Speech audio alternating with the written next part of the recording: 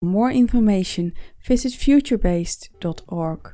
Welcome to the Future-Based X Inverse Surveillance AI podcast series. My name is Abdurrahman Hassan. I am the host of the series. I'm a data science practitioner and educator, particularly interested in the intersection between technology and critical theory. This is the second episode in a series of podcasts that together are part of the Inverse Surveillance AI project of the Asimov Institute. The project invites a think tank of scientists, policymakers, and philosophers gather to answer the question, how can AI be used as a panopticon to promote beneficial actions for citizens by organizations? We're again joined by Dr. Stefan Leinen, director of the Institute and a professor of the Artificial Intelligence Research Group at the Utrecht University of Applied Sciences. Today is a special day because we are joined by Professor Steve Mann, who is also an inventor, CEO, engineer, amongst other things. Dr. Mann is a pioneer in the field of wearable technology, orchestrating numerous technological breakthroughs, such as a smartwatch. He is also known for his theorizations and explorations of concepts related to surveillance and its balancing counterforce, sousveillance, the latter being a central theme in this podcast. It is a great pleasure to have you here, Professor. Professor, you have often addressed the different types of veillances, whether it's surveillance to watch from above, sousveillance or to watch from below, or even MetaValence to forbid the masses from watching back. The anchor point in many of the questions that I want to ask you is the conversation around power imbalances. So my first question is actually about our awareness as subjects, that we are constantly being watched and how that awareness changes our experience of a particular space. So let's say in the presence of a CCTV, how does the introduction of a sensory device, whether it's for surveillance or sousveillance, change the human choreography in a space? All right, so the thing that you're touching on is what we call metavalence, which is the valence of valence, more generally sensing sensors and sensing their capacity. So meta, is the Greek word beyond. So a meta conversation is a conversation about conversations. So metadata is well known, and metavalence or metavision, meta sensing, is the sensing of sensors and sensing their capacity to sense. So valence in general is kind of a politically neutral term. Surveillance is a politically charged term. Sur means over and above, and valence means watching or sensing. And likewise, undersight, which in French is sousveillance, S-O-U-S, as in sous chef. This kind of idea of a sousveillance or a surveillance system. And so equivalence is the balance between surveillance and sousveillance. And equivalence speaks of a fair and just, equitable sort of sensing in which the power and balance relationship. And so there's a power imbalance implicit in a surveillance-only society. So what people often talk about is surveillance and inverse surveillance, but it's probably more apt or more correct to just talk more generally about valence, because we want to get away from this 20th century us versus them argument of surveillance versus inverse surveillance and anti-surveillance, and talk more about valence in a pluralistic form, because there's surveillance, sousveillance, dataveillance, equivalence, metavalence, and so on. So valence is really the root. What we need to do is take that balance. Look, we live in a world of surveillance and environmentalism, and I'm trying to change that into a world of valence environment. So I talk about valence, virtuality, environment, sort of the 3 V's. Kind of look at generally, and I think that's kind of what we want to do, is look at a world in which we have sensing, like wearable AI. That's AI put onto people. Because before then, we had all kinds of smart technologies. We had smart floors, smart ceilings, smart light switches, smart cities, smart buildings. And then we said, how about smart people? Let's put the technology on people and see what happens. And that gave us this notion of wearable AI. And a good example is the wearable brain sensing apparatus, for example, that senses our mental state as well as what's happening around us through this sort of video sensing with priveillance, what we call, which is the balance between privacy and surveillance and sousveillance. And a priveillance aware system is a system that monitors what's happening in your brain and monitors what's happening around you with the right privacy and vision safeguards in place to do both seeing as well as maintaining the private space. And so that's kind of a nice way of looking inside what's happening and then correlating that with what's happening around you. Wonderful. I think what we did at the moment is that we established that all the valences or all the different modes of watching exist in a system that we should drive towards a point of equilibrium, or like you mentioned, equivalence. And I'm really interested, you mentioned it in the beginning, in the meta conversation that is being had around this whole regime of watching.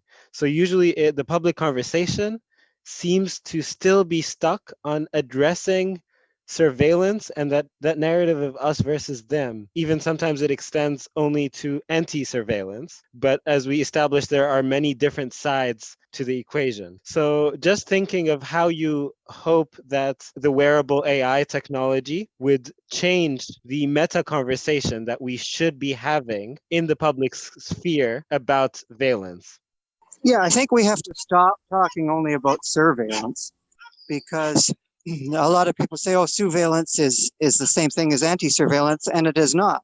Because a person could be in favor of both valences. Like if you're walking home late at night and there's somebody with a gun, you'd probably welcome both surveillance and surveillance cameras. So at that time, you might be in favor of all valences.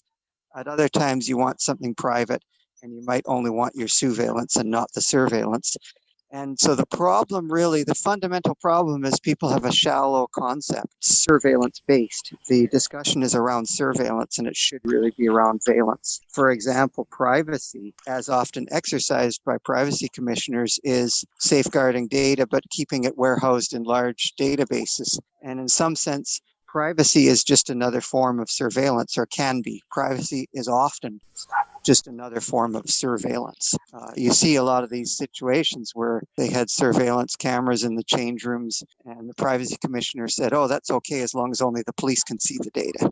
And that is surveillance. And that is kind of a profound thing when you think about it. Privacy is surveillance. And so we have a very narrow concept of what these valences are. And what I'm hoping will come out of this discussion on metavalence and equivalence is a more nuanced and holistic interpretation of the valences.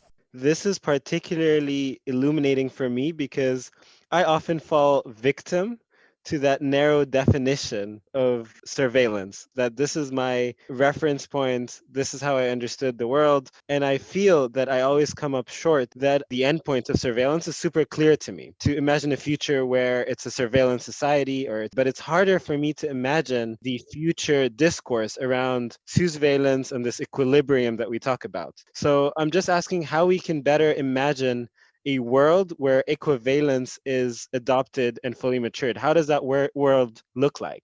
Well, right now there's surveillance all around us. It's quite pervasive. And so, but imagine a world in which there's surveillance. You see, surveillance alone, sometimes something bad happens, there's surveillance, but then it's very difficult to get the surveillance data when it incriminates the person who's the purveyor of the surveillance. So that is to say, if there's a crime committed by an establishment, whether it be a crime committed by police or a crime committed by a shopkeeper or a shop owner or a business owner or a crime committed by a government or some large entity, what happens is it becomes very difficult to get access to that surveillance data. And so surveillance, in a sense, is kind of one-sided. There's an inherent conflict of interest when one party holds all the data and a monopoly on site. Kind of like if you imagine you signed a contract with somebody.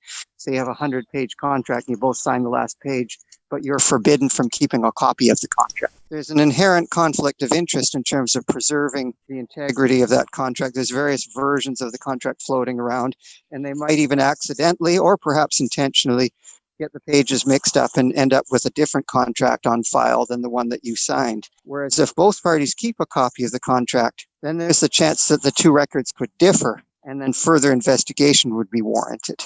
I think that's really a really critical point, because if we are moving towards an equivalent society, it's more than just two contracts. There should be a social contract with all the kind of surveillance parties, which is, I think, broader than the surveilling party. So how do we work together in creating to a mechanism in which there is not a human in the loop, not just AI in the loop, that there is a community in the loop? Well, the sense of community comes from a plurality of perspectives. So if you have only one perspective from one authority, and that authority is the only authority that's allowed to keep records, then you have an inherent conflict of interest. But if we have multiple perspectives, or even just the possibility of multiple perspectives, that is to say, no one is likely to falsify records if there's a possibility that there might be other records that will catch them in the act.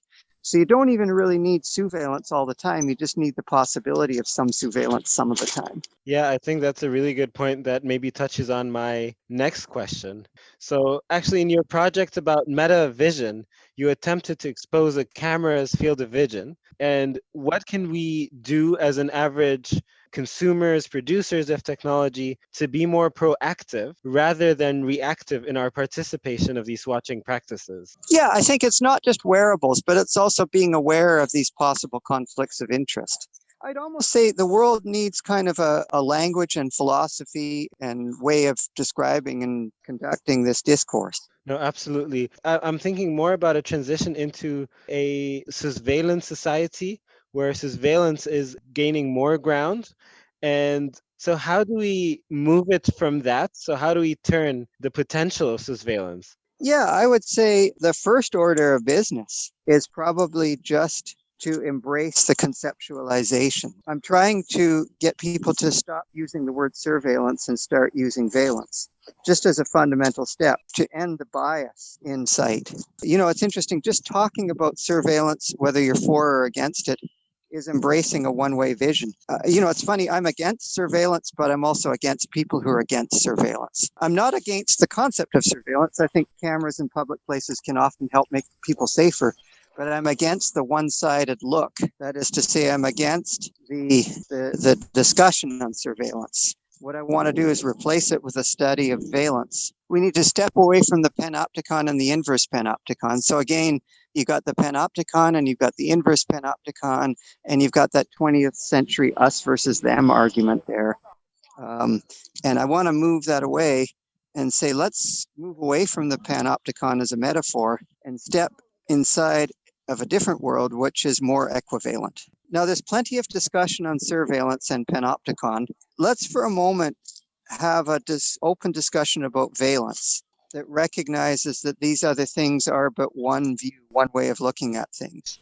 It's kind of a one-dimensional axis surveillance, and you can see we're for or against it. We're sliding along this one dimension, and when you step above, you can see it in multi-dimensional space. The debate or discussion about surveillance and panopticonism, privacy, all of these discussions are taking us nowhere. They're just sliding back and forth along this one-dimensional rail, and really it's multi-dimensional, and we really need to open our mind and start thinking and discussing and studying veillance. I'm really interested in this transition from the older one-dimensional model to the multi-dimensional model centering veillance in general. How do we start this transition? Is it more of an individual thing, or is it more of a policy decision that needs to be made?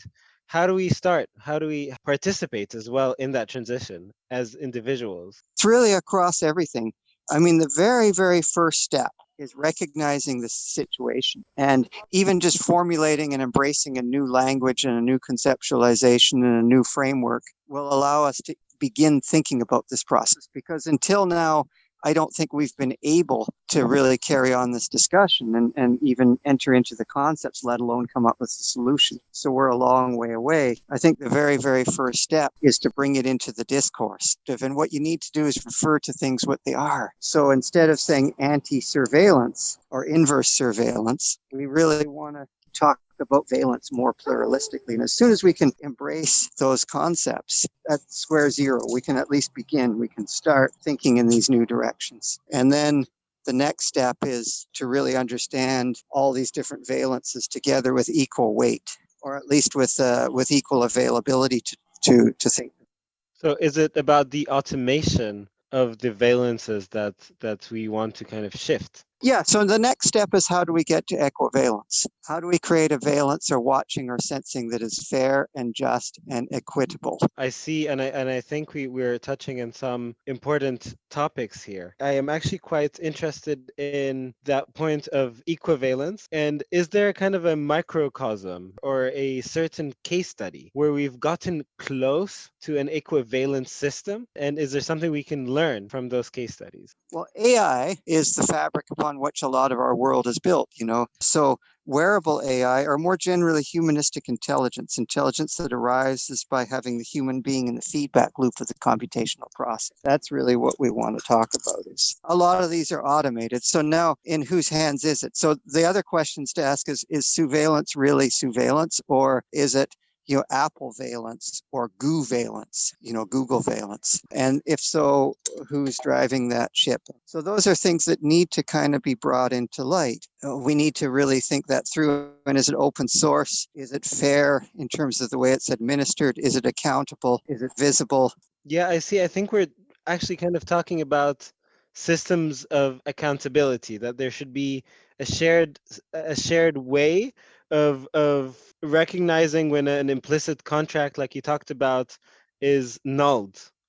But does that mean we can't really have a centralized way of enforcing this accountability, that it's Yeah, like equivalence is something that we can learn about. So what we've learned, history has taught us that when only one party is doing the record keeping, there's a massive chance for conflict of interest. That's kind of an unchanging nature of human nature. Most police are good. Most police are honorable citizens trying to help make the world better, and most large organizations are doing good. But the fact that there's a possibility for something to go wrong, they're only human just like the rest of us. And so there needs to be some sort of balancing force, and that's where equivalence comes in. So I think equivalence is a good starting point. So, Steve, if you don't mind me chipping in and asking a question, one of the things I've heard you say that really sparked my mind is you mentioned the possibility of multiple perspectives as being central to this idea of veillances. I'm trying to relate this to the whole panopticon idea, which is essentially, you could say, a possibility of a single perspective. Iterating on this idea, if we take the panopticon and if we change let's say, the architecture of the panopticon to fit this idea of the possibility of multiple perspectives. And do you have a model ready to take the place of the panopticon? Yeah, we call that covalence, like a collaborative social collective. We call that covalence, Coveillance, or side-to-side looking, covalence. And so covalence is about a kind of socially constructed collective watching, collaborative collective watching. And so that's a good starting point, is a community of people. So for example, when I'm here at Ontario Place trying to go for a swim and the security guard's forbidding us to go for a swim and I start recording the security guard, even if I pull up my phone or one of us pulls up the phone and starts recording, the guard says, "Oh, stop recording." What I think needs to happen then is I think everybody around me needs to also start recording. But stop recording is a call to action to everybody to start recording. I see. So I feel it often comes down to really calling things by the right names, enhancing our understanding that possibly just talking about sousveillance or just talking about surveillance is addressing one piece of the puzzle while missing out on the whole picture. And this should affect our experience of these watching practices, but also our designs of the systems in which these practices happen.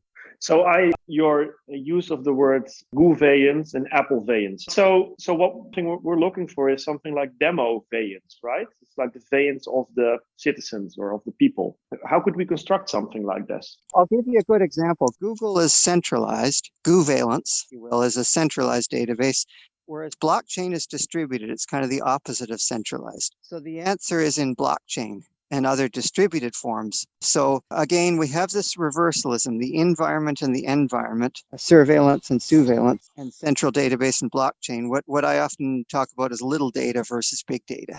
So sousveillance is little watching and surveillance is big watching. Big watching and big data and AI on the one side, and little watching and little data and HI, humanistic intelligence, on the other. You could almost build a little table and say there's a balance that has to happen. We got big data, little data. big watching, little watching, surveillance, sousveillance, centralized database, and blockchain. And so we have all of these tools in place that really allow the possibility of a distributed ledger-based surveillance blockchain, for example. As soon as the world becomes self-aware of this and start thinking about veillance, and we stop talking about big data and start talking about data, and we stop talking about the environment and start talking about the environment. As soon as we kind of open these things up, the world becomes self-aware.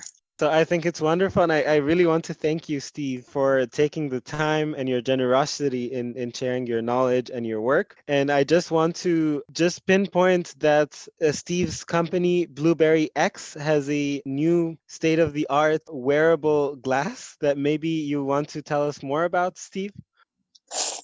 Sure, yes. If you want to start playing with some of these technologies, some of the companies that we've founded, like Interaxon that makes the brain sensing headband, wearable company, and also blueberryx.com. Blueberryx.com is a company that makes the brain scanning eyeglass. And so this is a good way to begin, is to understand our own mental health, because I think if we look at this as a series, like it's like an onion, you've got the central core and then various layers around it. So you start with your own mental health at the origin. And then you've got your physical health around that. And then you've got the environment around you. So if we look at this, environmentalism only makes sense once you've already got physical health, and physical health only makes sense once you've already got mental health. So everything comes down to the brain. All pain that we perceive, everything is perceived by the brain. So our brain is kind of at the center of everything. And then the next layer is the sort of heart, and you have the heart and mind and the body and so on. And then finally, you've got your clothing, and then you've got what's around you in the environment. And so we really need to focus first and foremost on mental health, I think. Yeah, that is, I think, a wonderful point. I had never imagined, I think, before this conversation that we would be talking about watching and the veillances in a non-intrusive manner. That usually you think if we're being watched, if we're watching, there's always the layer of intrusion that we're partaking in, but actually correlating these watching practices as something that is harmonious with ourselves and our environments, so much as it can be a positive driver towards our mental health, is for me personally a paradigm shift. Maybe we should talk about trusion instead of intrusion. Intrusion, extrusion, and more generally trusion. So maybe trusion needs to be a multidimensional function space as well in our thinking. Absolutely, absolutely. And I think we should definitely be more careful and aware of the language we use and the conversations we start about the topics of surveillance and sousveillance and the ecosystem of veillances in general. So I really want to thank you, Steve, for being here, for blessing us with your insights and knowledge. It was a pleasure. Thank you. Thank you. It's been an honor to connect, and I hope we stay in touch and maybe write some research papers on this and do some practice and get some ideas out there and get some implementations out there. Absolutely, absolutely. And really would like to thank Stefan for being here and helping me facilitate and further this conversation. Thank you, Abdulrahman, and thank you, Steve, for joining us. It was wonderful. All right. Thank you. For more information, links and show notes, visit futurebased.org.